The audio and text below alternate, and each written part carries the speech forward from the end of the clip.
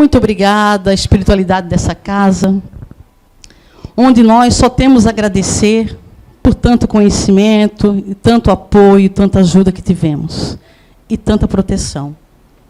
Obrigado por tudo. Obrigado por esses 16 anos de muita luta, de muita força, de muita fé.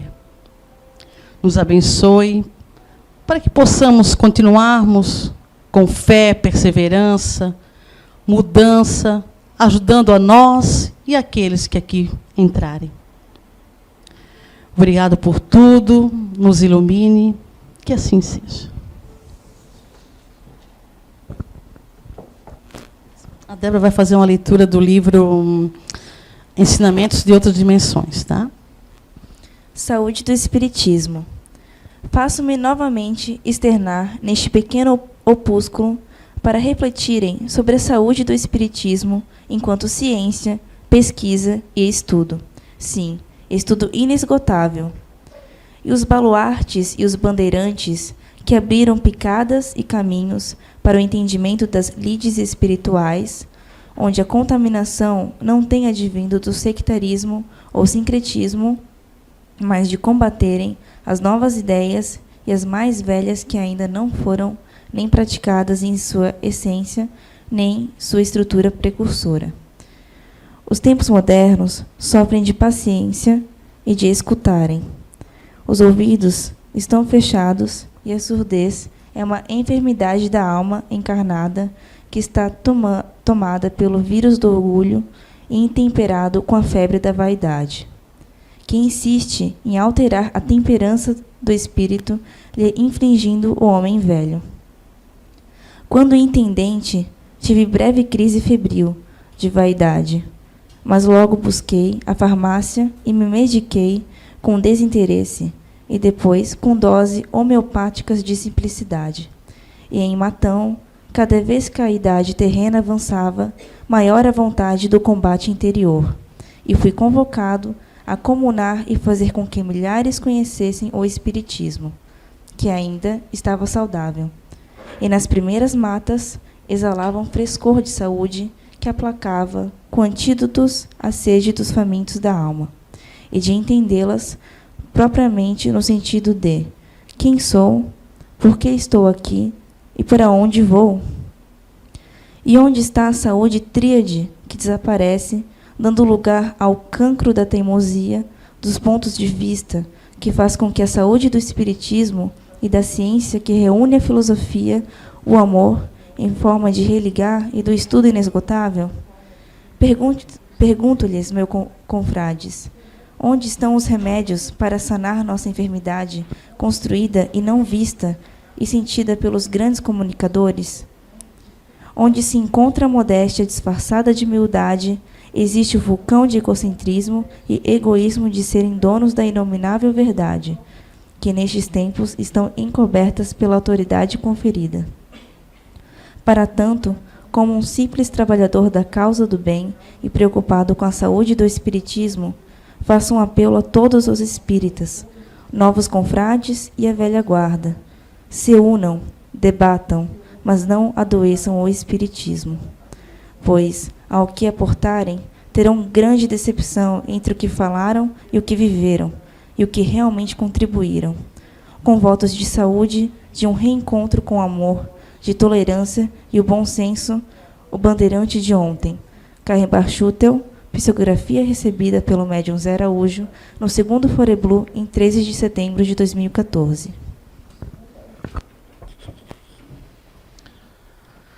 Senhoras, senhores, senhoritas, boa noite e muita paz para todos. Primeiramente, antes de não sei ainda o que eu vou falar, ela pediu para mim fazer uma palestra livre, né? Então, primeiramente, eu gostaria de tirar essa questão desse título de ser a pessoa aqui que traz o conhecimento, ou ser o médium principal. Isso nunca existiu aqui nessa casa. As pessoas aqui gostam e que têm necessidade de ídolos e de necessidade de endeusar pessoas. Aprendi ao longo desses 30 anos com o senhor Allan Kardec de que isso, os outros dogmas, né, eles têm chefes. O espiritismo, ele não tem chefes, ele tem uma organização, uma pessoa que é eleita, tanto que só certa feita eu fiquei como presidente da casa, mas foi porque a espiritualidade pediu, mas eu não queria, né? Tanto que não tenho vocação para ser presidente de nada. Então, só para corrigir que essa questão de ser a pessoa, não sou apenas um pequeno instrumento, como tenho sido durante todos esses anos, né? Então, para que vocês possam entender um pouquinho o que é, como foi que chegou a ser Recanto do Saber, tudo iniciou há muitos anos atrás, para ser mais exato, há 18, quase 19 anos atrás. Essa jovem aqui, que agora ainda não está tão jovem como eu conheci, né? Ela foi buscar um homem lá no Nordeste. Encomendou, mas não me conhecia, eu também não conhecia ela. Isso é brincadeira. Ela foi gerenciar uma fábrica aqui do Sul, no Nordeste, mais propriamente em Brusque. E eu saí de uma empresa, veja só como é que é o destino. Eu saí de uma empresa com carteira assinada, eu como gerente geral estava muito bem, o dono da empresa não me deu demissão, e eu queria ir embora dali, de Recife, queria ir embora de todo jeito, uma coisa, uma vontade, tinha feito oração no final do ano, eu preciso ir embora, só que desde os 13 anos que é para mim vir para cá, para o sul do país, morar no Rio Grande do Sul, minha mãe proibiu, minha mãe está até aqui hoje, vou matar ela de vergonha hoje, ela está ali, ó. Ela veio, pegou um avião só para vir aqui, só ia falar mal dela, aquela é minha genitora nessa encarnação, né? Então, ela não deixava. Depois, isso era para trabalhar com um pessoal que é com o padre dela do Rio Grande do Sul, tinha uma autopeça, não deixou. Depois meu pai abandonou minha mãe com 5 filhos, aquela ali uma heroína, não se prostituiu nem nada, e era classe média alta, passou da classe média alta para a miserabilidade. Minha mãe passou, a gente passou um sufoco, né, mãe? E aí, nisso, eu com 14 anos, eu psicografava na escola, Liceu de Artes e Ofícios, que eu não pude continuar por falta de dinheiro, de passagem. Me lembro que eu tinha uma psicografia muito rápida com essa mão, às vezes 40, 50, 60, 70 páginas, só que a professora estava dando um ditado, nunca vou esquecer o nome da professora, o nome dela era Isa, Dona Isa. E ela disse, ninguém toca no lápis, põe a mão para trás, né? E eu vou dizer as palavras para testar a memória e o ditado português. Era assim antigamente. E aí eu botei a mão para trás. Para mim, a minha mão estava para trás. As duas, porque eu sentia, inclusive, segurando essa. Mas que nada, essa daqui estava escrevendo lá, ó, tuf, tuf, tuf, tuf, tuf, tuf, já virava a folha sozinho, tudo. E a menina dizendo, professora! A professora, o que foi? Ele está escrevendo, só falou que não era para escrever. E eu dizendo, eu não estou, eu negando, ó. E aí o pessoal dizendo, mas você está escrevendo. E eu negando ainda, quando eu olhei para minha mão, aquilo ali, fiquei assustado. Muito novinho, né? Fiquei assustado, 13 anos, fiquei assustado com isso. E aí fui chamado para a diretoria. Meu Deus, e agora? Para me explicar. Mas eu achando que eu ia já ser suspenso, ia levar um monte de coisa, daquele frisson negativo. E aí o diretor, eu nunca vou esquecer, saúde, o Varela, que era uma pessoa muito sensível, o Roberto também, os 2 diretores. Foi você que escreveu isso aqui? Eu disse, não fui. Aí eles insistiam. Olha, passei quase 2 horas tentando convencer eles que não tinha sido eu. Mas aqui, está aqui, todo mundo viu, tem testemunha, tem mais de 15 testemunhas que foi você. Eu disse, mas não foi, eu juro que não foi. Porque eles falaram, porque isso aqui é muito bonito, é muito lindo. A partir de hoje você vai ser parte do teatro. E vamos transformar isso que você escreveu, na verdade, em escrito uma peça de 40 e tantas páginas, que se chamava O Amanhã Nos Pertence. Fui ganhar um prêmio por isso, e eu querendo dizer que não tinha sido eu. Na época eu não entendi, não foi? Ganhei um prêmio, né? Estava a Paula Tran e Tônia Carreiro, 2 atores da Rede Globo na época. Eu ganhei o mais jovem poeta, não sei o que lá. E quando chegou em Portugal, que eu tive em 2013, mas vamos para Portugal, depois eu chego em Portugal. Então, isso, a mediunidade me acompanha desde os 8, 9, 10 anos, já não me acompanha. A mãe da minha mãe, que era índia, filha de índio, tinha uma mediunidade também muito grande. Várias mediunidades também. Isso é hereditário também. E aí tá. Me conheceu na cidade, eu pedi demissão nessa empresa, que eu estava muito bem. Já não existe mais, eram muitas lojas, o homem fechou tudo, porque o velho morreu, era a Eletrônica Pernambucana. E daquele ano eu pedi demissão e queria ir embora, conheci um senhor de Brasília, na feira. Ele disse, não, mas tu vai fazer a última feira para mim aqui, botar a loja na feira, conheci. Fui até Brasília, conheci a empresa dele, me empolguei. Tudo isso para conhecer ela. Veio como a espiritualidade faz. Tudo isso, olha a manobra todinha para me conhecer ela. Eu fui para Aracaju, conheci a minha equipe. Eu ia gerenciar, dar uma grande consultoria na área de marketing, gerenciar um monte de gente que eu nem conhecia, de vários estados brasileiros. Cheguei lá de uma manhã, na cidade de Aracaju, que eu não conhecia, a 10 horas de Recife. Hoje é 8 horas de carro, na época era 10 horas de carro. Passei a noite todinha com aquele carro. Para cheguei às 4 e pouca da manhã, eu disse, não vou dormir, senão eu vou pegar no sono, vou ficar acordado. Aí 6 e pouca da manhã eu fui tomar café, que o café abria de 6 e 15, 6 e 10. Quando eu vou colocar a minha xícara, ela também foi colocar a dela, a xícara dela caiu, a minha caiu também, eu já olhei para ela atravessada, ela também olhou para mim assim. O nosso negócio começou com antipatia. Ela fez assim para mim, eu também fiz assim para ela, né? E como pode duas pessoas de temperamentos fortes, né? Viver tanto tempo junto, né? Porque eu viajo muito, né? Brincadeira. E aí, naquele dia fomos assim, um namorinho. Depois o namoro não deu certo. Ela tinha, né? Acho que outro namoradinho, tudo. Digo, tá, isso aí não era para ser. Quando foi em Natal, Rio Grande do Norte, a gente se encontrou. Se encontrou amigos, essa amizade. Que amizade foi essa que foi dentro do carro, a mão dela vinha na minha, né? Essa amizade, a amizade tá até hoje, né? Ela foi construída em Maranhão, ela viajou quase 50 mil quilômetros de carro comigo, né? Morávamos em hotel, mas nunca encostamos o dedo na piscina, porque trabalhava, depois virou meu financeiro, né? Na empresa, e nisso a gente eu vim conhecer Santa Catarina, só conhecer. E acabei ficando aqui até hoje. Ela perguntava para mim assim, porque a Débora já é espírita do ventre, né? Ela perguntava, por que você anda com 1 ou 2 cestas básicas no carro? Não entendi até agora. Eu disse, um dia eu te explico, né? Porque ela gostava de uns... Hoje em dia, nunca mais eu vi, eu acho que fazem 18 anos que nós estamos juntos, faz pelo menos uns 16 anos que eu não vi mais a Anice chamar nenhum palavrão, mas quando eu conheci ela, tinha os palavrãozinhos daqui do sul que ela dizia, né? E eu ficava dizia assim, que a minha mãe sabe, eu não chamo palavrão desde criança, não chamo. Nunca gostei de palavrão. Eu já era uma criança diferente, não. Meus irmãos chamavam, todo mundo chamava, mas eu nunca gostei. E aí... Ela chamava, eu ficava observando assim, eu digo, por que tu chama palavrão? Eu perguntei para ela. Disse, mas todo mundo chama. Eu digo, mas eu não chamo. Não acho lógica no palavrão, disse para ela. Por que ficar chamando palavrão? Não é? Aí tá. Um dia ela viu, passou uma criança pobre, os espíritos me intuíram assim, essa família está com fome. Aí eu parava o carro, tirava a cesta, dava. Aí ela disse, é para isso essa cesta? Aí ela olhou para mim diferente, né? Ela começou a ficar com vergonha, chorar, ficar emocionada. Só que o nosso encontro não deu certo, porque no dia que eu conheci a Anice, no hotel, que a gente estava numa paquera, no namoro, poxa vida, a amiga dela, a Mary, que inclusive o pessoal do céu, se estiver assistindo, um grande abraço aí em São João Batista, é a enfermeira que foi amiga dela de infância, que desencarnou com meningite. Que é que faz, hein? Tinha 18 anos, né? Aí a amiga dela pega...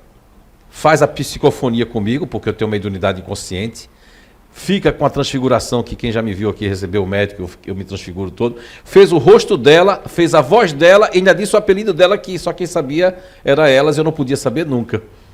Aí ela disse, sai que tu é um negócio do outro mundo. Aí foi buscar ela não me quis. Porque abraçou ela, fez, Nicinha, né? E falou um monte de coisa, sou eu, Mary. Aí, meu Deus do céu. Quer dizer...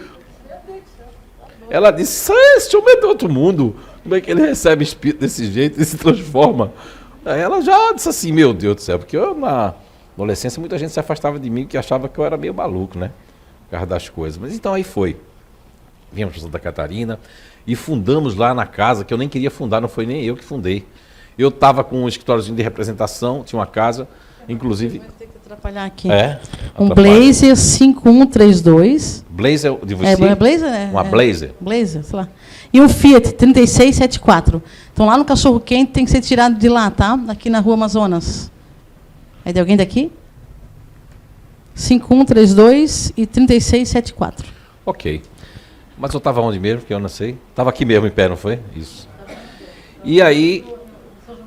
aí lá eu estava assim... Estava esperando uma ligação, tudo mais. Daqui a pouco entra aquele senhor... o pai do dono da casa. A gente ficava no asfalto ali em São João. Começou a conversar, eu perdi o sentido ali. Segundo ela, me levaram para o sofá e ela disse que veio o médico alemão dizendo que ia trabalhar comigo ali. Aí quando ela me disse, eu digo, isso aí não, porque na doutrina que eu aprendi, no centro lá, Espírita Chico Xavier, 7 anos de... Lá a dona Vera fazia o seguinte, ó. A gente estava tendo o curso, ela fazia, você levanta, aí a gente levantava. No meio do caminho ela fazia, não, você não, pode sentar. Era o anti-milinde para ver o tamanho do orgulho da pessoa. O curso começava com 60 e pouco, só ficava 12. Eu fui um dos 12 que fiquei, virei trabalhador da casa. Era uma coisa, uma disciplina danada. E eu tinha vindo essa disciplina, né? Dizendo que esse negócio de médico, esse negócio não pode. Eu disse para ela, não, isso aí não pode. Isso aí deve ser coisa, tu deve estar fazendo confusão, deve ter sido um obsessor, não foi isso que eu disse? Rapaz, o homem disse que tal dia, no dia que ele disse, eu disse, pois eu vou fazer de tudo para ficar acordado, eu vou andar pela pista, vou fazer qualquer coisa, mas eu não vou receber esse espírito. Eu já tinha determinado a não receber, que nada, quando eles querem, não adianta.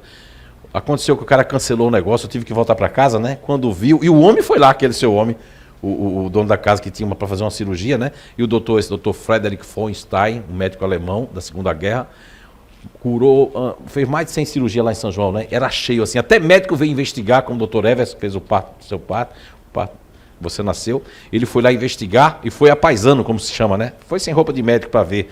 Aí ele foi embora porque estava cheio de gente, disse que o médico alemão fez, manda ele entrar que o doutor fulano está lá fora e ele está, manda ele entrar que eu quero que ele acompanhe essa cirurgia que eu vou fazer.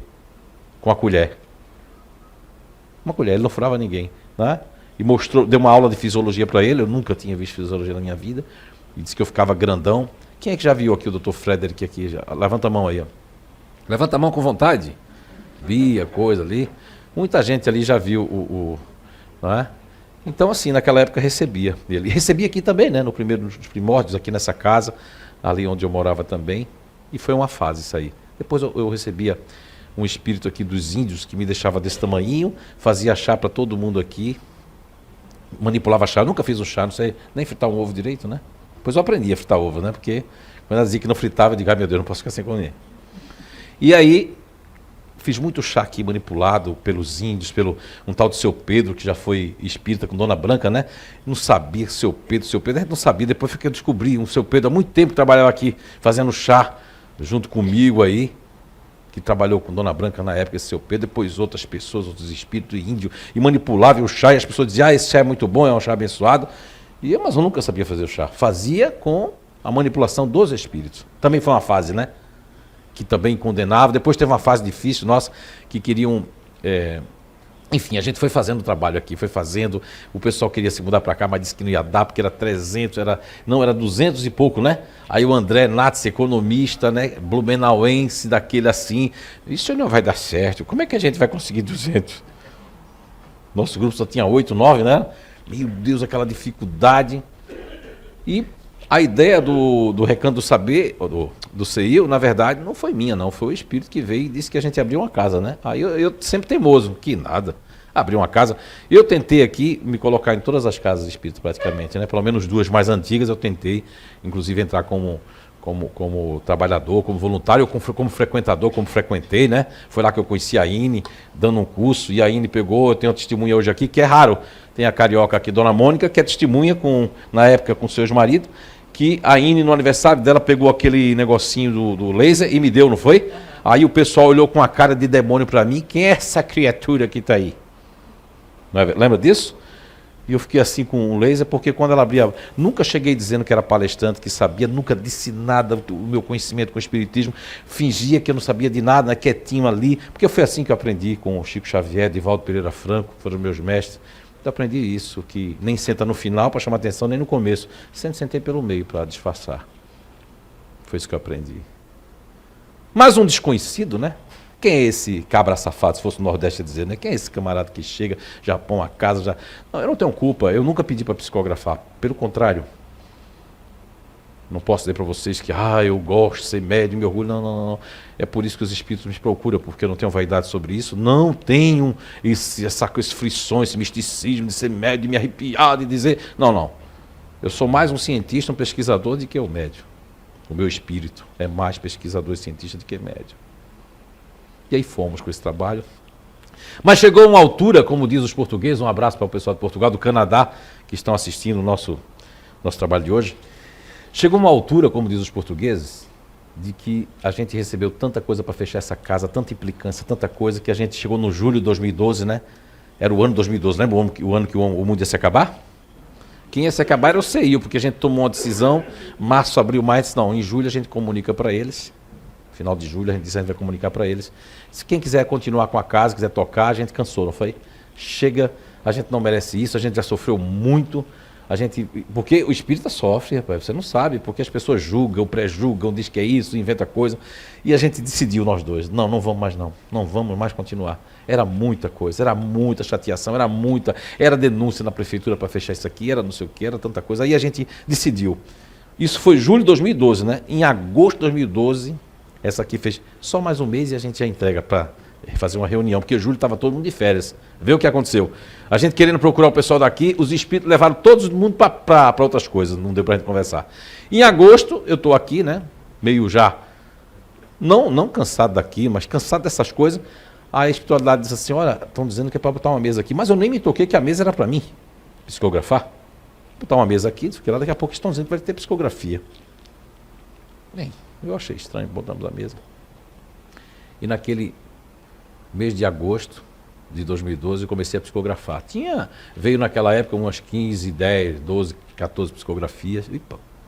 Porque já tinha acontecido lá, né? Quando o centro era lá em casa, ali na rua Goiás ali. Aí voltou aquela psicografia, porque eu nunca disse quando é que vai voltar, eu não sei. Não sei se vou receber psicografia. Eu já dei palestra aqui, no meio da palestra, eu só acreditei porque ela mostrou e depois me disseram. Eu comecei a psicografar aqui no meio da palestra. Imagina você que está dando uma palestra, seu QI, seu arcabouço está todo voltado para uma palestra. Isso é mostrando que nós não comandamos o nosso corpo. Podemos ser tirados hoje. Você pode desencarnar hoje. Não estou rogando praga para ninguém, mas você pode, eu, você, qualquer um aqui. Isso é grande prova. E aí fomos surpreendidos com isso, e ali ia mudar a vida do CEIU, ia mudar a minha vida, ia mudar a vida de todos nós aqui. Aquele agosto de 2012 mudou a vida do CEIU para sempre. Hoje nós somos assistidos por 17 países, né? A gente mudou a vida de Blumenau. As pessoas não querem ver isso por conta de um sentimento, coitado, inferior, que eu tenho pena de quem sente, que é a questão do despeito, né? É a questão de assim aconteceu com Jesus. Todas as pessoas que quiseram fazer alguma coisa de bom vai sofrer despeito, perseguição e um monte de coisa. Você tem que ter... E eu vi como eu e ela, nós éramos fracos ali em agosto de 2012, até agosto. Fracos no sentido assim, eu não condeno quem não suporta certas coisas, né? Porque a gente pensava, por que nós somos obrigados a suportar isso? Por que querem destruir uma coisa tão boa? Ela chorava, e por ela mesma eu disse, não vou deixar minha mulher desse jeito. Ela dizia, mas por quê? Ela dizia, cadê esses espíritos? Ela dizia, cadê os espíritos que... Eu disse, mas meu Deus, eu mostrava a história de Jesus, Chico Xavier, mostrava para ela, mas com uma catarinense, né? Uma blumenauense, uma italiana com alemão da gema, ela dizia, mas não tem, lógico que tem que vir esses espíritos, tem que ajudar. Coitado você, eu conheço você, sei que você não é nada disso. Eu digo, mas não se importa com isso. E aí, começou a vir a pessoa em setembro. Só que, em julho, em março, a gente tinha trazido o Alamar aqui, não foi no final do ano, 2011. Eu acho que a gente tinha trazido o Alamar aqui. O Alexandre queria muito trazer o Alamar, eu disse, Alexandre, como o Alamar dizia, é polêmico, né? Então eu trouxe em 2011 o Alamar aqui. Foi muita coragem, porque disseram que aí é que a nossa casa ia fechar de vez, não foi? Aí foi quando começou aquele negócio, disseram, agora fecha a casa. Agora vai ser, agora vai ser a Polícia Federal que vai vir, né? Se o Sérgio Moro tivesse, até viria fechar. O negócio estava condenado mesmo. Eu trouxe o Alamar, né, que desencarnou, espero que esteja aqui, não senti a presença dele ainda. Se sentir, vou dizer, também se não sentir, não vou dizer, porque isso é a pior coisa do mundo, é quando você quer ser médium e que você quer sentir coisas, porque os espíritos perturbados pegam você e inventam que tem um familiar, faz uma psicografia, pedem documento. Pessoas me dizem, olha, quando a gente vai ler YouTube, tem gente que não conhece vocês, que pergunta se fizeram entrevista. Alguém aqui teve alguma entrevista? Levanta a mão quem já teve entrevista para dizer o nome do pai, da mãe que faleceu, ou dizer alguma coisa. Levanta a mão alguém aqui que já fez alguma entrevista aqui. Ninguém vai levantar a mão aqui, ninguém. Porque nunca houve isso na nossa casa. Não fico orgulhoso em saber como cheguei em São Paulo esse ano passado. Esse ano eu fui fazer um trabalho em São Paulo profissional, você foi comigo. Você viu o que a mulher falou? Ela disse, não, mas você não é Ivanovitch, você é o Zé Araújo, porque eu conheço você também. E você é estudado, seus livros são estudados aqui, não é? São estudados porque a casa de vocês provou, depois de Chico Xavier, que existe vida depois da morte. Com aquelas mulheres, tem vídeo nosso que é estudado. Esses dias ela disse assim, ó, tu sabe que tem um vídeo nosso que tem 70 mil acessos, tem um que tem 3 milhões e pouco, que é o filho do Carlinhos Jesus lá, tem outro que... Eu não sabia. disso. Não fico procurando isso, porque quem procura isso é vaidoso. É quem quer notoriedade, precisa, não é feliz consigo mesmo. Só é dado as coisas àquele que realmente vai saber viver com aquilo, senão você não vai saber viver com aquilo. E aí, meu, porque eu falo assim, vocês não podiam pegar mais leve, não? É que tem um que faz assim. Mas então, e aí foi, né? 2012, foi um marco na história do CEIU. Nunca mais o CEIU seria o mesmo. A gente não sabia. Nós éramos tão inocentes, senhoras, senhores, senhoritas, que eles disseram que era para continuar fazendo o que a gente já fazia em palestra. Tem muita gente hoje que quer saber o que é que a gente faz. Todo mundo aqui é voluntário, não tem ninguém da área. Quantos anos, pergunta aí, Roberto Oliveira, quantos anos a gente tem fibra ótica aqui? 5 anos, né? Transmissão desde 2009 que a gente tem transmissão. Lutando, sem dinheiro, sem nada. E a gente não, a gente tem que ser divulgador do espiritismo. E a gente foi a troncos e barrancos. Então, veja bem, desde 2009 que nós somos divulgador do espiritismo. E fomos. E aí, 2012 jamais seria o mesmo, aquele agosto de 2012. Porque aí a espiritualidade disse assim, porque veja o que a gente fez, eles disseram que era para filmar. Como ninguém sabia o que ia acontecer, olha que não havia premeditação. A gente filmou, mas fez um filme mudo, porque ninguém falou nada, porque não sabia. Filmou só aquele negócio ali, mas ninguém falou nada, porque ninguém sabia, não botou o microfone, a gente acharam que ia ofender a espiritualidade. Quando chega na mesa mediúnica, os espíritos assim, o que é que vocês estão pensando? A gente fazendo todo esforço e vocês fizeram um filme mudo, não foi? Chamou a atenção da gente, puxou a orelha, dizendo que na próxima, aí perguntaram, vai ter a próxima? Disseram, vai ter a próxima, e a próxima, e a próxima. E houve mesmo. Levanta a mão quem já assistiu psicografia aqui na casa. Meu Deus, olha, eu não sabia que eram tantas pessoas assim. Não sabia. E aí começou. Veio setembro, outubro, o negócio foi pegando fogo, final do ano, aí o Alamar parece que veio pra cá, né? Ele viu, mandaram um negócio, ele viu o negócio, ele veio, já veio fazer reportagem, já veio tudo. Aí já sabe como é o Alamar, né? Ele fez um estardalhaço pro Brasil, pro mundo grande, colocou assim que não tem, não, porque segundo ele, né, e segundo outros que eu escutei, é a única casa, depois de Chico Xavier, que não tem dado de ninguém, que pessoas receberam, isso serve para o estudo, eu não sou porcaria nenhuma, não estou fazendo aqui um pieguismo não de simplicidade e falsa modéstia não, é porque eu não me sinto mesmo nada, só fui instrumento, porque eu não fiz nada. Eu saí do corpo como o maior transe que foi de janeiro de 2013, 3 horas e 10 minutos. É isso, Roberto Oliveira? Eu fiquei aqui em cima psicografando. 3 horas e 10 minutos aqui psicografando. Quando eu saí do transe, eu estava para correr uma maratona, não senti nada. Estava feliz, estava leve, né? Estava eufórico. Mas nem sempre foi assim o transe, porque a vibração estava muito boa. Teve transe aqui que o médium não conseguiu. E aí? E aí 2012 foi um marco. Aí veio, a gente ficou conhecido. Aí depois aconteceu, não sei se foi 2013, 2014, vieram caravanas do Paraná, né? Aí a gente se assustou. Um ônibus aí na frente, cheio de gente já vindo do Paraná. Ficamos assustados, a gente não era esse o propósito nosso, virar não é? A gente não é Madre Paulina, não é nada, já estava virando caravana, as pessoas já estavam ganhando dinheiro. Não é esse o propósito do espiritismo? Mas que fazer? Dizer, negar os espíritos, que se todo mundo era perturbado, um espírito como esse de Caibá Schutel, pegou a minha mão aqui para escrever, pegou a minha psique para escrever. Olha a grande prova, e vinha coisa aí. Se não fosse ele que veio o espírito, que está aqui, né?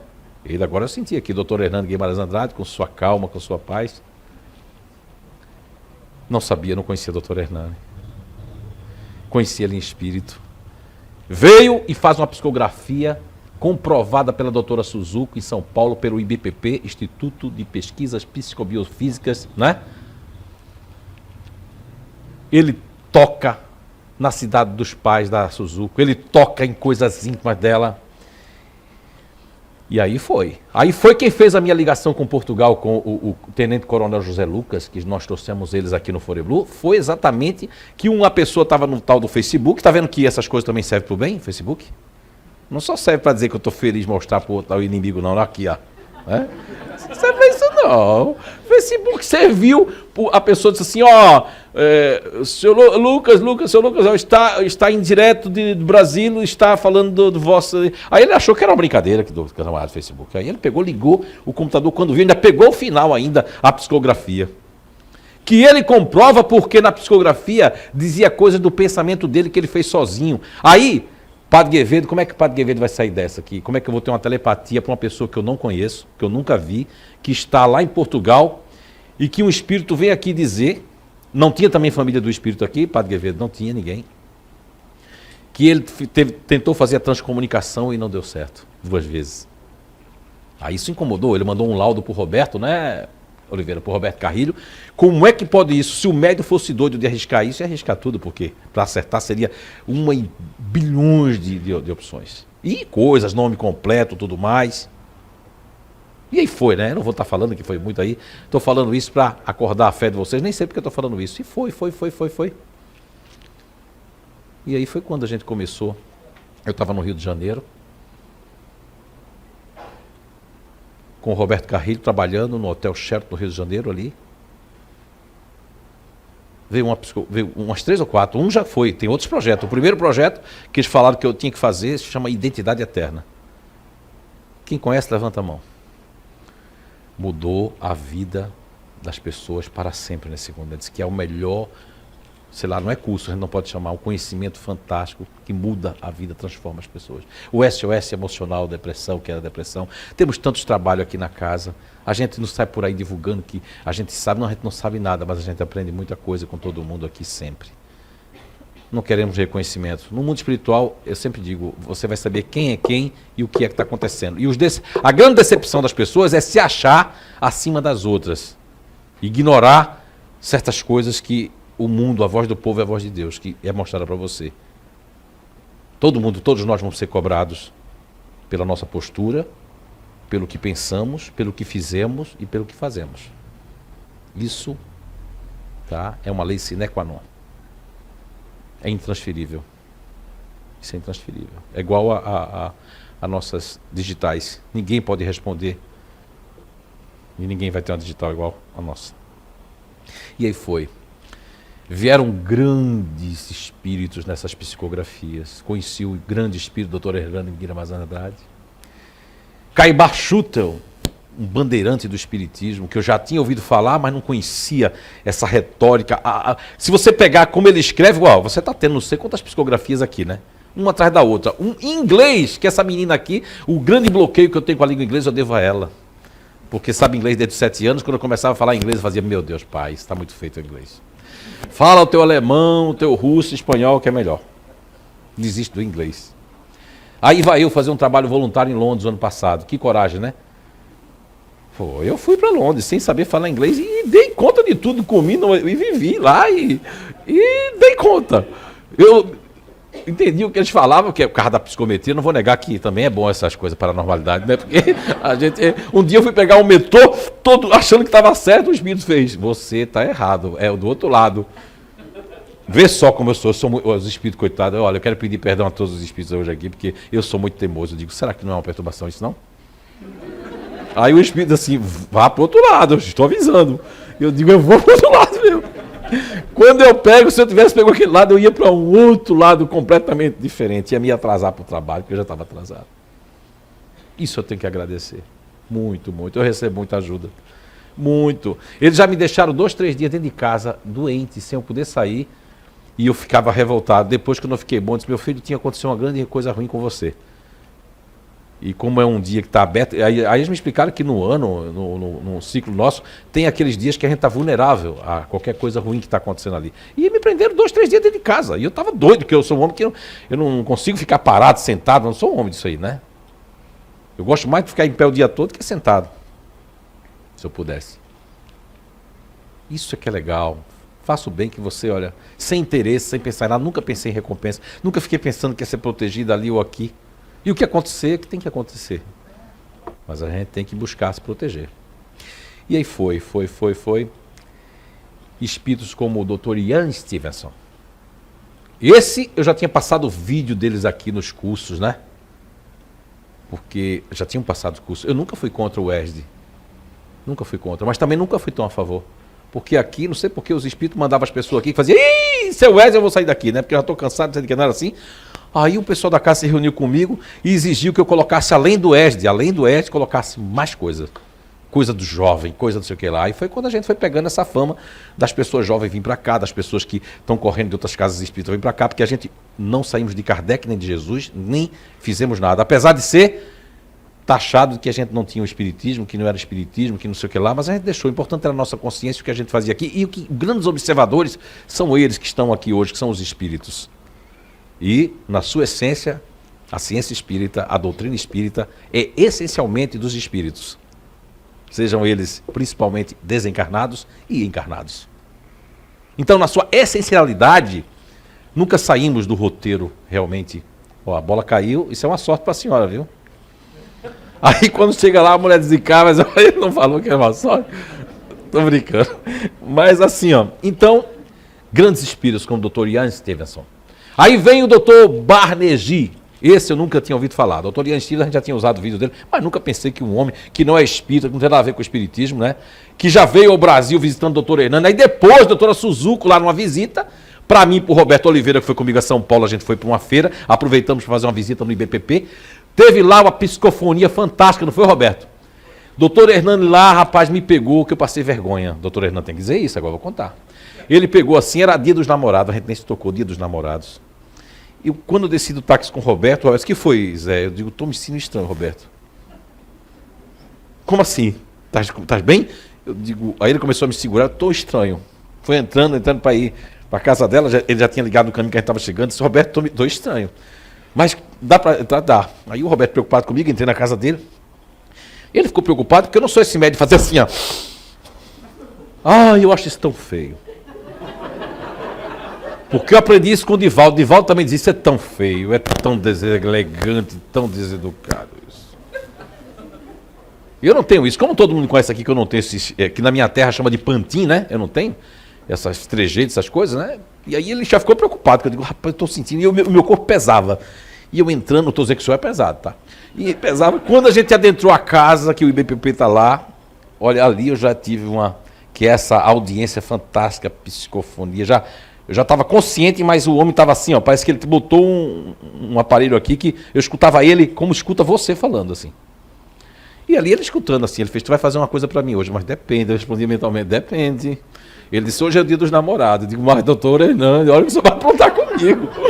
Doutora Suzuki é uma senhora, eu respeito muito ela. E ele, não. Quando chegou na mesa, rapaz, o espírito é fogo. Quando eu percebi, minhas duas mãos, né, Roberto, estavam em cima das duas mãos dela, assim, ó. Eu olhei assim, eu digo, fiquei tão envergonhado na batida. Japonesa, daqui a pouco a gente começou. Ela mostrando um negócio pro Roberto Oliveira, e eu ali vendo os livros dele, porque ela botou vários livros pra gente ver, né? E o Alamar estava vindo com a equipe dele, com a câmera, já doido, ainda bem que a gente chegou primeiro, né? Naquele dia. E o Alamar vindo por ali com o pessoal dele. E aí ela mostrando pro Roberto Oliveira, dizendo lá uns negócios de umas fotos, que o Roberto Oliveira ficou curioso. Aqui ele fez assim, ó, fala pra ela que ela tá dizendo errado. Eu digo, mas não posso dizer isso pra ela, né? Não, mas pode dizer que ela está dizendo o nome errado. Ela estava dizendo que era uma combustão, não sei o que lá, para o Roberto. Aí ele disse, o nome é parapirogenia, mesmo assim. Aí eu digo, doutora Suzuki, me perdoe. Ele está dizendo aqui que é parapirogenia. Ela disse, é verdade, eu estou dizendo errado. Daqui a pouco uma pedra lá, né, Roberto? Outro negócio lá, um evento lá, que só eles sabiam o que tinha acontecido íntimo. Isso é comprovação íntima, coisa. E depois ele fez eu levar ela para um canto, que eu não posso dizer, até porque eu nem me lembro mais, para dizer umas coisas lá que quando eu tornei ali, ela estava chorando. Comprovações espíritas. Recanto do saber foi o Dr. Roger, que eu vim saber nesse dia, que mais de 5 anos, já tinha 8 anos que o Dr. Roger nunca disse quem era, a gente perguntava, todo mundo tinha curiosidade. Quando foi lá, o irmão Roger disse quem era lá. Aí ele disse o nome dele, me chamo Carl Rogers. Eu não sabia que era o humanista, psicólogo, numa casa dessa de madeira, com um bando de amadores, que não tem nenhum título espiritual. E há quem fica aí, meu Deus, olha como esse pessoal é doido, né? Ó, o irmão, o Roger vai estar aqui na casa dele. Por que vai estar na casa deles? E não foi na nossa, né? Eu não sei. Não sei por quê. Talvez por causa do nosso trabalho sério, humildade, a gente nunca quis passar por cima de ninguém, talvez porque a gente ter sofrido perseguição, calúnia, difamação, tudo que Jesus e outros, todos os espíritos sofreram, talvez porque a gente sofreu tanto, talvez porque a gente é tão unido, né? Talvez porque a gente dizia a verdade aqui, muita gente se afastou, muita gente voltou, porque a gente não queria, talvez a nossa forma era muito rigorosa, mas olha aí o fruto que deu, olha os frutos que deu, olha os frutos que está dando aqui. Porque Jesus disse, se reconhece a árvore pelo fruto. E a nossa árvore estava com frutos maduros e começou a cair os frutos maduros. Porque só se atira pedra quando se tem uma manga bonita. Você não vai tirar uma pedra se a manga está verde, né? Assim, não vai tirar. E aí, foi muito boa essas pedras. Hoje eu reconheço. Pergunta se eu e ela queremos parar o seio. Não, não. Não por causa disso aí, não. Porque a gente tem mais trabalhadores, mais pessoas que renovaram, mais gente que chegou. E é deles, é da comunidade. Nós só somos pequenos instrumentos. O ano que vem eu vou pedir para que a gente não esteja aqui, né? Para que estejam outros trabalhadores aqui na frente. Isso não é justo, todo ano a gente, parece até que é uma coisa de carteira, de fixo que a gente é. Não existe. E o ano que vem vai ter outro presidente, a senhora está passando o ano que vem, para outra pessoa também. É assim que tem que ser. A comunidade espírita Irmã Lúcia veio com o espírito de Ian Stevenson, Dr. Remendra Nath Banerjee, indiano, faz uma psicografia, dentro da psicografia Dr. Hernani, para o Ney Prieto Pérez, né? Falando de coisas que só eles viveram, de um jipe, de uma coisa, das andanças deles. E aí? Como é que pode? E aí, eu acho que é em 2013 que ele assina em Índia aqui, né? Ó, em Índia, eu nem sabia. Coitado da gente é tão inocente que eles analisando, e eu também, né? Não sabia. Ó, fizeram um garrancho aqui, um desenho, vê? Doutor Remenda, se eu estiver aqui, me perdoe, mas a gente achou que era um garrancho. Ninguém sabia que aquilo era uma língua índia. Quem se tocou no Foreblu foi o Clóvis Nunes, que se tocou, já tinha tido na Índia. Ele disse, mas rapaz, isso aqui não é garrancho, isso aqui é... Mas aí foi quando eles contaram, mas já houve outras vezes, não foi? Olha a nossa inocência! Ninguém está de sacanagem, está com premeditação, ninguém está copiando nada. Porque se tivesse copiando, já tinha falado em 2 anos que a gente tinha recebido. Pegue a lógica, deixe de querer arrumar defeito em mim, siga com o espiritismo e com a ciência, deixe esse Zé, né, safado, cabra safado para lá, mas siga com o que é verdade. Não é obrigado a gostar de mim porque eu tenho essa barba feia, não. Mas siga com a verdade. E aí, vem o espírito de Remenda Nath Banerjee e faz essa psicografia. O que eu mais achei fantástico é que ele dá um conto indiano assim, né? Escreve ali um negócio indiano, mesmo que é em português, traduzido por alguém, que é fantástico, é uma sabedoria indiana. Outra, tem aí na internet, que o Clóvis Nunes fez um negócio lá do como é que é o nome? Do xenoglacia lá, que é uma comprovação. Ele quis fazer, ele fez uma surpresa no Foreblu, a gente nem sabia que ele estava fazendo, porque, segundo ele veio aqui investigar. Ele não gosta desse tempo que ele vem investigar, ele vem ver quem é esse médico que todo mundo está falando no Brasil, chegou aqui quietinho, aceitou o convite do Foreblu, porque viu que não sabia que Nando Cordel trabalhou na mesa mediúnica comigo, né? Nessa casa que Nando Cordel, pode dizer para vocês, cantor e compositor, ele era meu doutrinador. E ele disse, ele sabe a disciplina que eu e ele tivemos, era uma disciplina. Trabalhei com ele na Caravana da Sopa, trabalhei com ele no Leprosário, foi a primeira pessoa que me levou no Leprosário. O Leprosário, hoje, vocês não sabem, os mais novos, é Hanseníase, uma vila no estado de Pernambuco, na cidade de Paulista, chamada Miroeira, a região, que tem um hospital e uma vila de pessoas com Hanseníase. E tinha uma ala terminal que as pessoas eram carcomidas e sofriam e gritavam. E ali eu fui reconhecido como uma pessoa que tinha estômago e condições psíquica e espiritual de fazer parte daquela oração e daqueles passes. Apliquei durante quase 3 anos passe no Leprosário da Miroeira. Trabalhamos quase 3 anos no Hospital do Câncer, levando gibizinho para as crianças que tinham câncer terminais.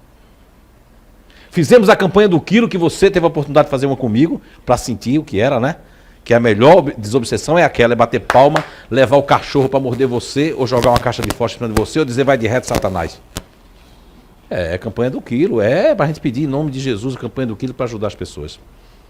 Está aqui o presidente da 4ª URI, né, que é o senhor Silvio, que também já viajou muito o país, porque é militar, já viu a campanha do quilo, né? Não é bonita, senhor Silvio?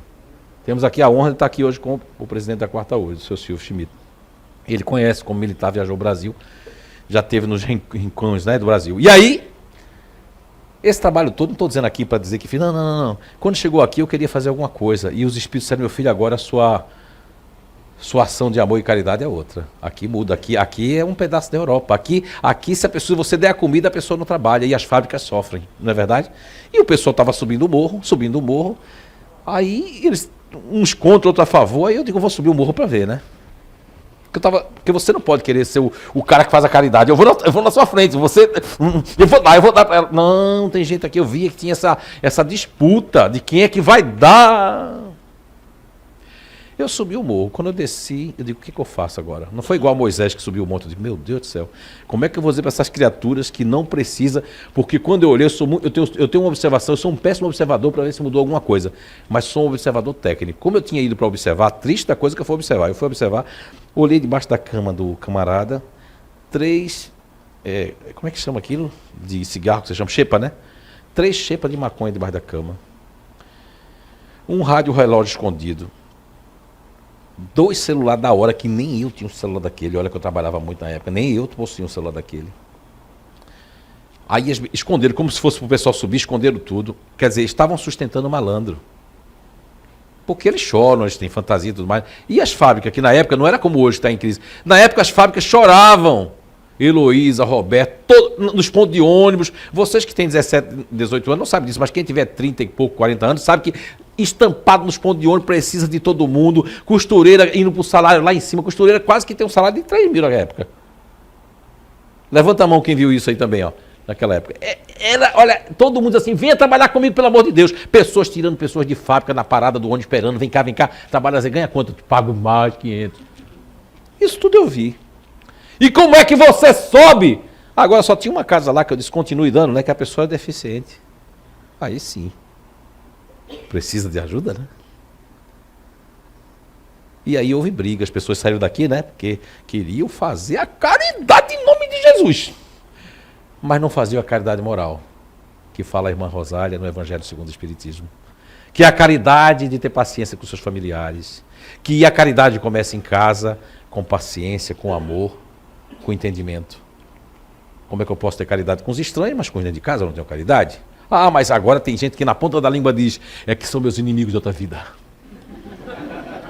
Mas falta um pensamento aí, né, cristão. Se são os meus inimigos de outra vida, maior mérito e esforço para me esforçar para amá-los e gostar deles e perdoá-los. Porque é isso que nos ensina o grande dogma, que na verdade não é dogma, mas é uma ciência da reencarnação. Que o Espiritismo só veio trazer luz a isso. Tirar os artigos budistas, que é maravilhoso o conhecimento, mas ficou para trás, para outrora, como está ficando o catolicismo, como está ficando todos os ismos, né? Então, os espíritos vieram trazer a boa nova da lucidez sobre a reencarnação. Que a gente não reencarna num gato, como os budistas, algumas escolas, né, mais, eu digo, arcaicas, falam, cuidado, não mata o escorpião, porque pode ser nosso tio. Não, aí veio para trazer luz, né? Porque tem um capítulo no Livro dos Espíritos que vai da questão 610, 12 em diante, que fala, né, sobre a mente-psicose, né, que é aquela ideia dos egípcios de que eles estavam retornando em animais, né, que a gente retrogradava. Isso não existe. E aí foi. O CEIU foi se tornando o recanto do saber, a gente foi recebendo espíritos ao longo dessas psicografias fantásticas, livros vieram, Dr. Hernando Guimarães Andrade, depois veio a Miluviana, que é uma pessoa conhecida na cidade, tinha vindo, mas não veio psicografia. No dia que ela não veio, aí tinha alguém aqui que já ligou para ela que o filho dela veio dando comprovações, aí depois ele veio disse que, mentalmente disse para ela, porque meu filho... em sonho, algumas coisas que eu não podia saber nunca, ele respondia para ela quando ela estava aqui, respondia na psicografia. E outros casos de estudo do Rio Grande do Sul, do rapaz que disse no carro o pensamento da irmã, que ela nunca contou a ninguém, que não abraçou ele sofreu um acidente, que é o Chico Viale, quer dizer, coisas que o Roberto entrevistou e que não podia saber. Natasha Vota Gomes, os pais estão entrando aqui, tem isso no vídeo, estão ali em pé, eu estou inconsciente num transe, na hora que eles entram, a psicografia era para eles, para tudo. Um homem desconfiado, você que nunca falou o nome do seu pai, diga o nome do seu pai aí. Não, deixa eu ver só, vê que nome maravilhoso de se gravar. Vê que nome, com todo respeito, viu, ao seu pai, mas vê que nome fácil de escrever na psicografia, vê que maravilha. Helmut Rubens Horvath. Mais alto agora. Helmut Rubens Horvath. E tu consegue escrever Rovartis? Porque eu não consigo. Mas aqui, psicografando, o Clóvis Nunes prestou atenção, disse para o André Nates, para a Kátia Freire e para outros aí, o Roberto Oliveira, que aqui tem material para mais de 10 livros. Só o fato dos nomes, ele disse que é um material vasto, né? Vocês fizeram reunião, eu não participei. Eu disse, como médium, eu não quero participar, porque isso pode entrar na minha cabeça, eu posso criar alguma vaidade, eu não quero nem saber o que vocês vão fazer. Nomes, centenas de nomes aqui. E pessoas ingratas disseram assim, todo mundo fala o que quiser, né? A pessoa pode falar o que quiser. Ah, mas para que nome se a pessoa não escreveu? Meu Deus, tanta gente escreveu, é tão fácil assim? Fácil é inventar, né? É criar, é mentir. Difícil é fazer uma coisa certa. Não é fácil. Uma coisa errada é muito rápido, uma coisa certa é muito difícil. Isso é o CEIU, não essa coisa que vos fala, mas o CEIU, a comunidade, os trabalhadores, todo mundo que estão aqui. Se eu vi na condição de estar à frente disso, de dar a primeira alavancada, que muitos virão e formatarão isso de forma melhor, nunca quisemos reconhecimento de ninguém, nunca quisemos ser melhores do que nenhuma outra casa, sempre indicamos as pessoas ir para outras casas, né, que a nossa não cabe, mas a casa é uma questão de sintonia, não é uma questão de você dizer assim, não fica aqui não, vai para ali. Tem pessoas que não se afinizam com o nosso falar, mas se afinizam com outro palestrante. Desde o início só tinha tu e tu mesmo, lembra disso? Comecei a formar palestrantes na casa, que é uma coisa que a gente faz desde o início. Dar a oportunidade das pessoas dar palestras, sair, ir para os bastidores que eu fiz. Quando foi em agosto eu saí dos bastidores, porque o meu sonho era ficar nos bastidores. Não chamar atenção. Em agosto eles me colocaram, começou a colocar e depois eu entrei em evidência. Hoje eu agradeço porque o Fábio Borba, certa feita, me disse, quando eu estava escrevendo Arqueologia do Ser, que não é um livro psicografado, mas recebi muita inspiração lá no sítio, em São João, dizia que isso tudo que estava acontecendo da psicografia era para projetar esse Zezinho Ninguém de Araújo e projetar o CEIU, porque ia vir muitas coisas grandes. Blumenau ia sair para o mundo, e é verdade, hoje Blumenau ela é conhecida em muitos países. Eu estava em Londres, eu me escondi! Eu tenho testemunho, eu estava escondido. Essa linguaruda aqui, com todo respeito. Mas hoje eu vou me vingar. Não, vingança é palavra feia.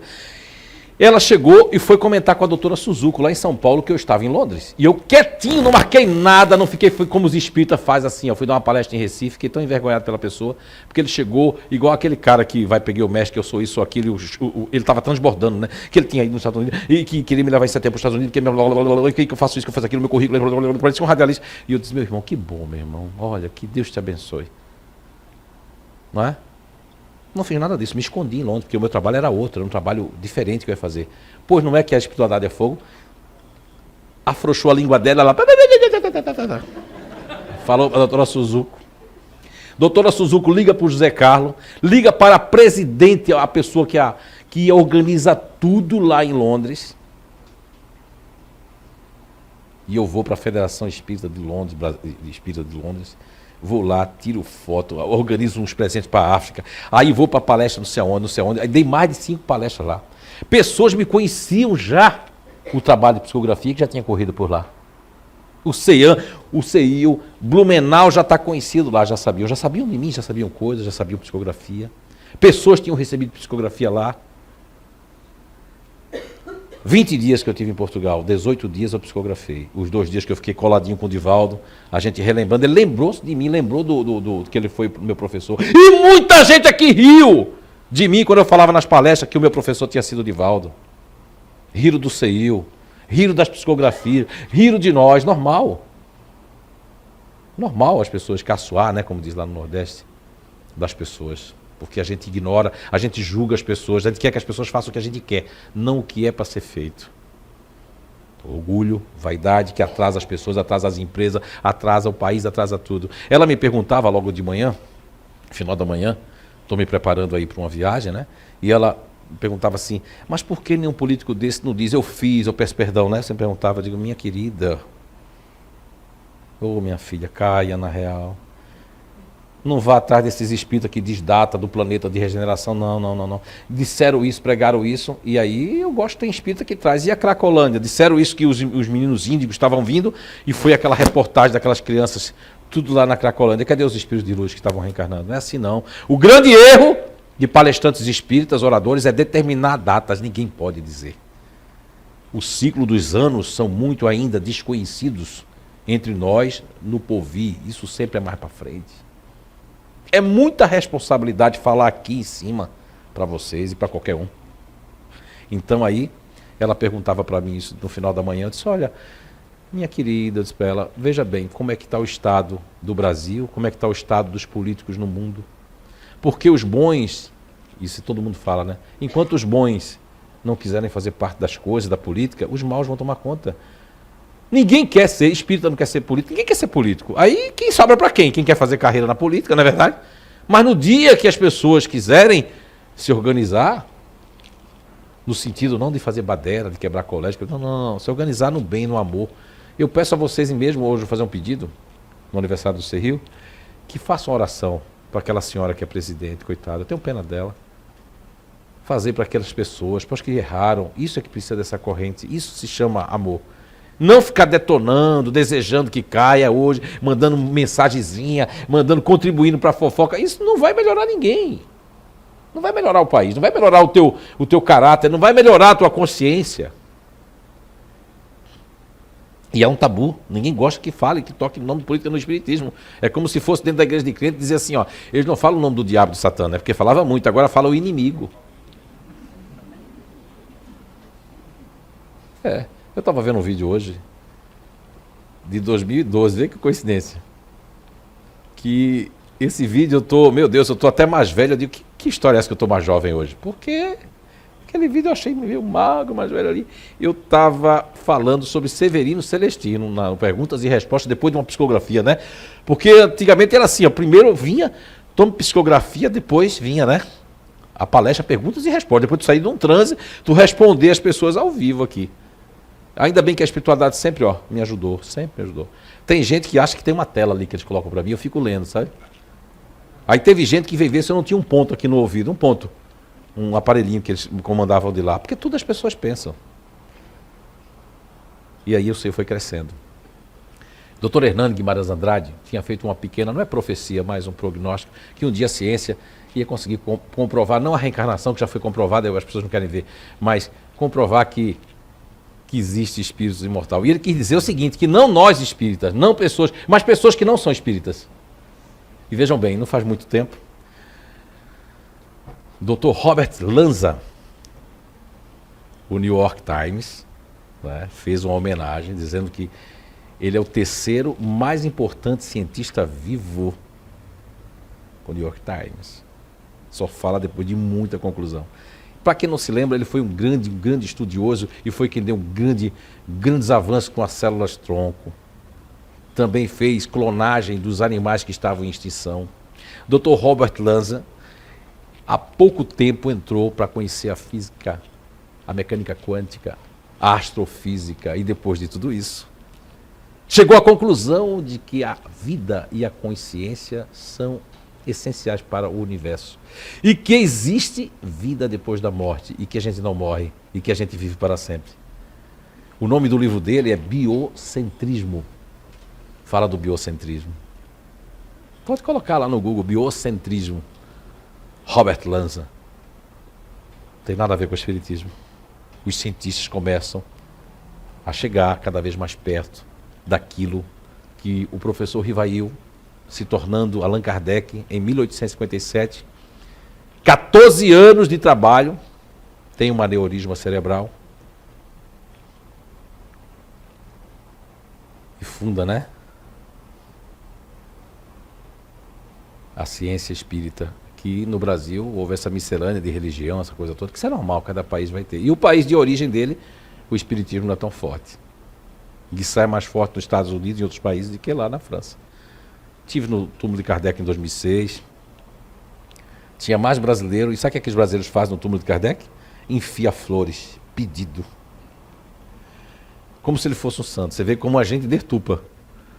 Os franceses, os europeus chegam lá e reverenciam de uma forma boa. Não é? Chega lá, está cheio de flor, cheio de coisa. E o CEIU, como Recanto do Saber, traz o esclarecimento. Vai buscar as respostas quando nós não sabemos. Vai buscar com que as pessoas se perdoem. E a gente tem que dar exemplo. Aqui a gente não tem mágoa de ninguém, não é ressentimento de ninguém. Por nós todo mundo voltava, todo mundo volta. Agora é lógico, Existe o caminho de volta que, quando você pega atalhos, o grande problema do ser humano em geral é querer pegar atalhos. E quando você pega o atalho, pode ser perigoso.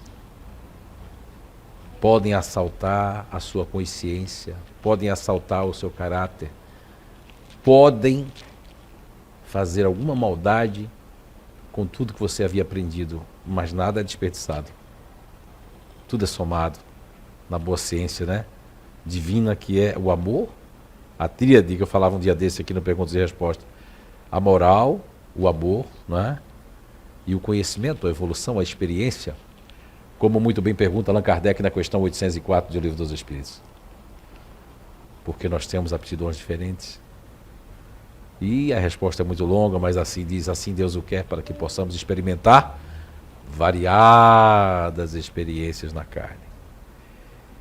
Em nome de toda a família CEIU, de todos os trabalhadores, voluntários, frequentadores que sempre vêm aqui, aqueles que não puderam estar aqui hoje, é com muita, mas muita alegria que a gente pode dizer que são 16 anos que amanhã completam, de muito esforço, mas muita compensação espiritual, muita proteção e conhecer vocês, estar com vocês, com mais pessoas que vêm, isso é o Recanto do Saber, isso é o CEIU. Muita paz para todos.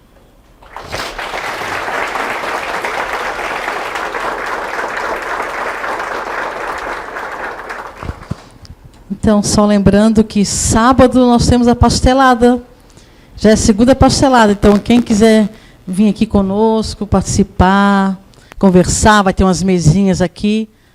Então eu peço que todos venham aqui, tá bom? Nós vamos ter um videozinho agora rapidinho que o pessoal fez pra gente aí, tá? E só queria dizer que o objetivo do CEIU não é tornar você um espírita, e sim um cidadão de bem, tá bom?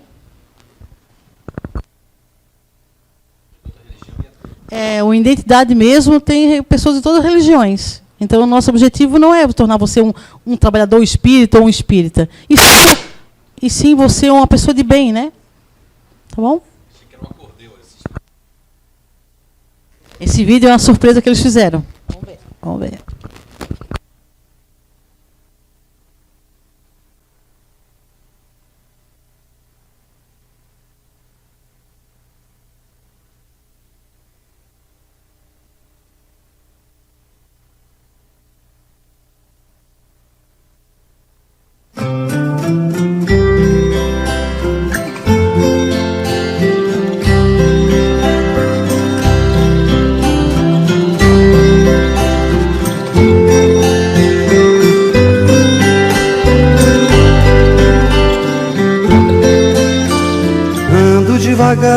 Porque já tive pressa e levo esse sorriso, porque já chorei demais.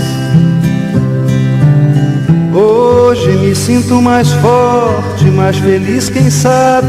Só levo a certeza de que muito pouco eu sei, ou nada sei. Conhecer as manhas e as manhãs, o sabor das massas e das maçãs.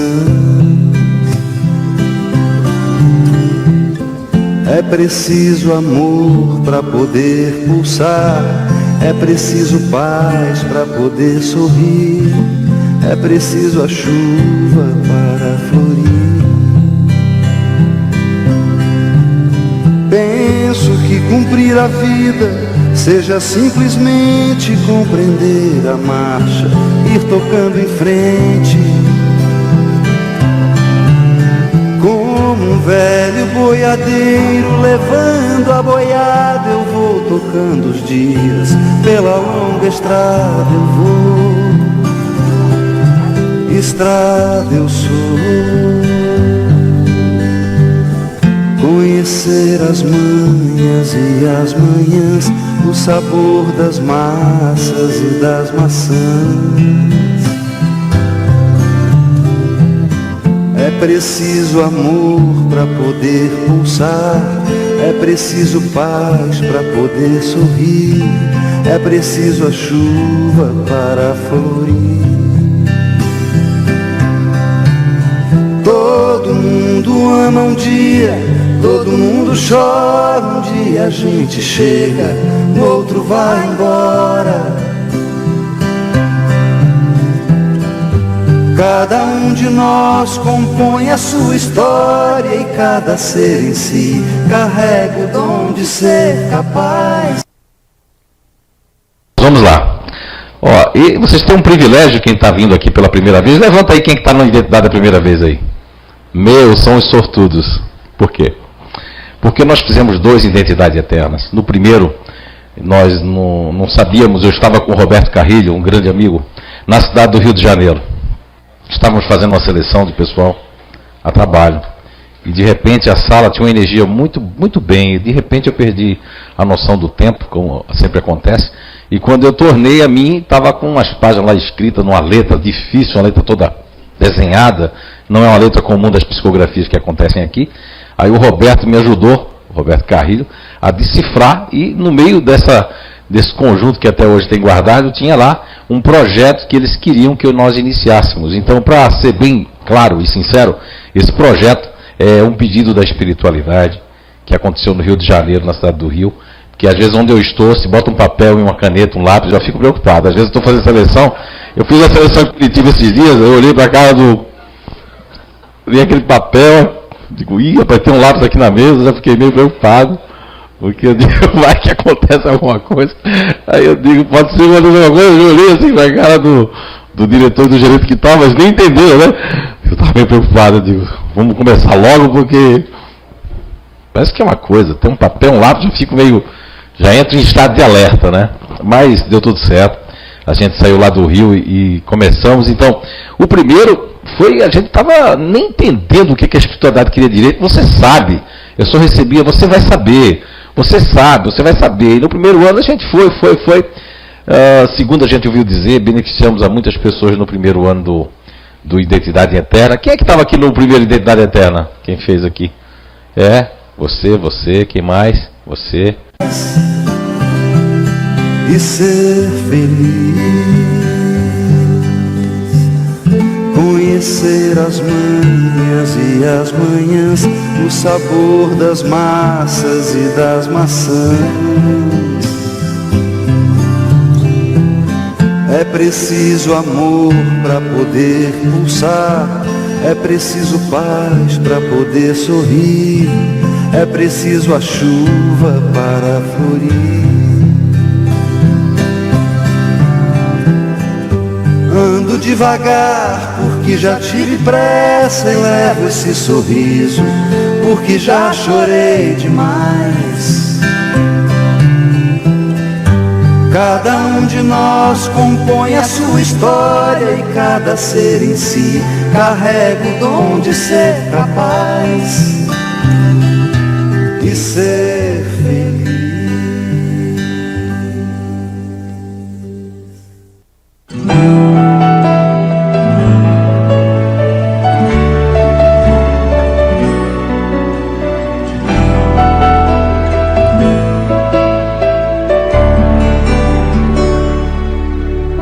Se a gente seguisse o seu caminho, seria feliz.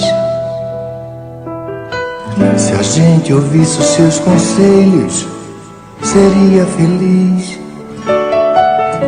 Se fosse manso como ele, seria feliz. Tinha mais coragem e determinação pra mudar. Se a gente compreendesse mais o que ele deixou, seria caridade e paz, amando o amor. Não ia mais ficar chorando, nem se lamentar. Quem seguir o seu exemplo vai se iluminar.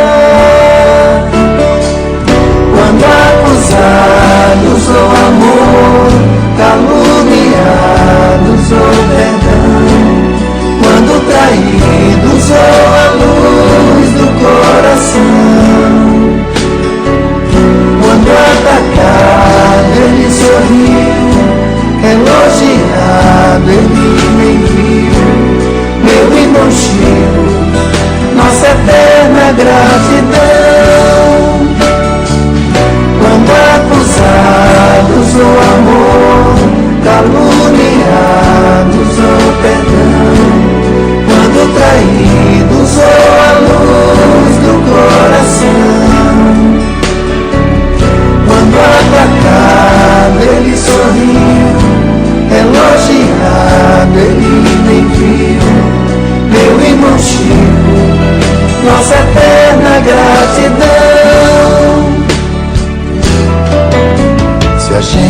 seguisse o seu caminho seria feliz. Se a gente ouvisse os seus conselhos, seria feliz. Se fosse manso como ele, seria feliz. Tinha mais coragem e determinação pra mudar. Se a gente compreendesse mais o que ele deixou, seria caridade e paz, amando o amor. Não ia mais ficar chorando, nem se lamentar. Quem seguir o seu exemplo vai se iluminar. Quando acusados ou amor, caluniados ou perdão, quando traídos ou a luz do coração, quando atacado ele sorriu, elogiado ele nem viu. Meu irmão Chico, nossa eterna gratidão. Quando acusados ou amor, caluniados ou perdão, quando traídos ou a luz do coração, quando atacado ele sorriu, elogiado ele nem viu. Meu irmão Chico, nossa eterna gratidão.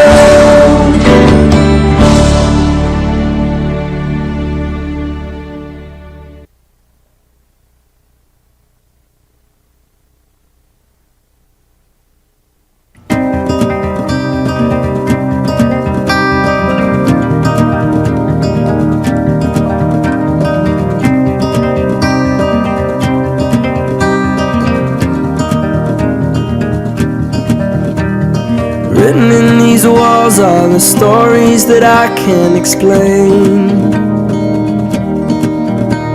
I leave my heart open, but it stays right here empty for days. She told me in the morning she don't feel the same about us in her bones. Seems to me that when I die these words will be written. Então, esse domingo aqui faz um céu assim azul, meio nublado. Estava agora aqui refletindo sobre a solidão, né? Uma solidão contida. Muitas vezes nós precisamos fazer um encontro consigo mesmo, buscar a raiz do porquê do nosso comportamento, buscar principalmente a paz interior. Só se pode promover a paz quando você está em paz com você mesmo. Então, digo assim, para quem segue minhas palavras, que gosta de seguir os exemplos que o José Araújo promove, seja no CI ou no CEAM, e nos cursos e palestras que eu tenho proferido no Brasil, fora do Brasil, ou mesmo aqui em Londres, dizer que muitos precisam desse momento de solidão. Mas não a solidão negativa, mas uma introspecção positiva de buscar dentro de você mesmo ou de você mesma algumas respostas, se aquietando com humildade. Uma cobrança com raiva ou com remorso forte, ela não é benéfica em nenhum aspecto. O grande benefício está na humildade do sentimento de não quero mais isso para mim. Muita paz para todos. Tchau, tchau. It's like chasing the clouds. The story of my life, I take her home. I drive all night to keep her warm and time is frozen.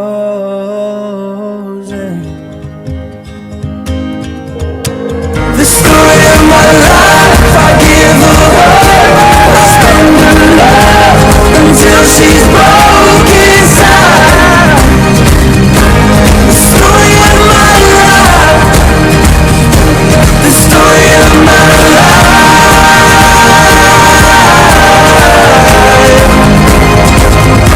The story of my life.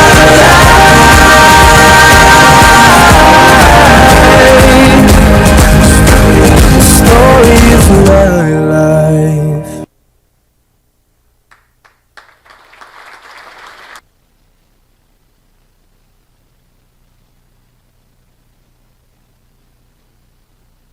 Obrigada. Nossa, ficou lindo. Muito obrigada. Fabrício, o Ito e o Lota, né? E a Gabi. Ah, lindo. Estou perdida agora. Então vamos ouvir a oração final, tá bom? E muito obrigado, tá? Por vocês estarem aqui hoje conosco. Passe coletivo.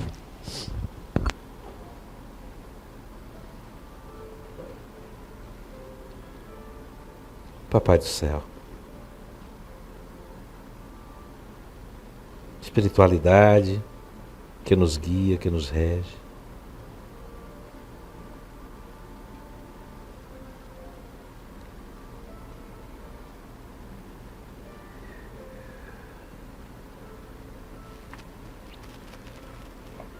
filhos queridos do coração, nesta noite de comemorações tantas, onde o bem faz jus os tantos esforços de uma vida que pode se dedicar. Não ouvideis o chamado do vosso coração através das boas intuições.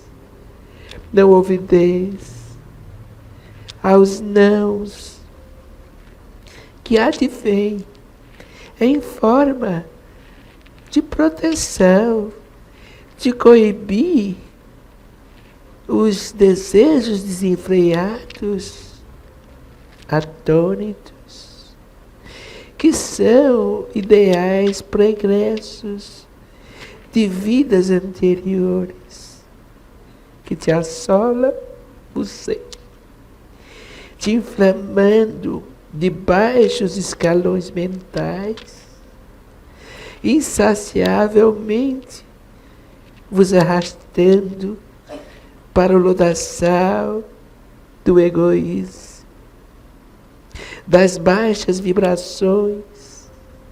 Mas hoje é dia de festa, é dia de comemorar, comemorar com Jesus, comemorar com a Mãe Santíssima, comemorar com os Espíritos presentes, numa só voz. Viva o bem, viva o amor, com perdão a tudo anterior. E hoje é dia de paz, amor, deixando tudo mais para trás. Viva Jesus, viva o amor, viva esta casa e todos que aqui estão. Muita, muita, muita alegria, com amor no coração. Que assim seja.